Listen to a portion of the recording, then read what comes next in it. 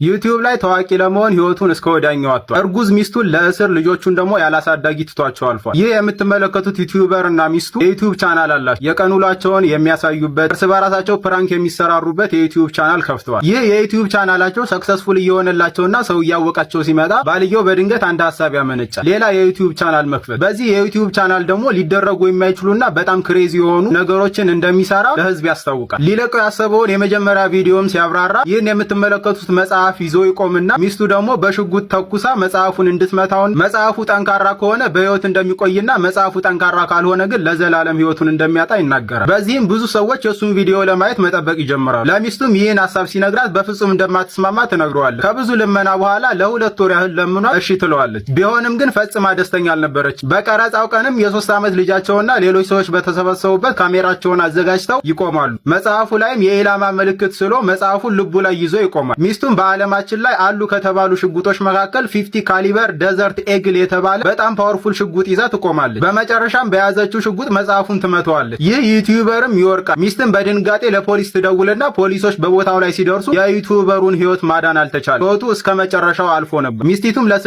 ወር ተፈረደባት።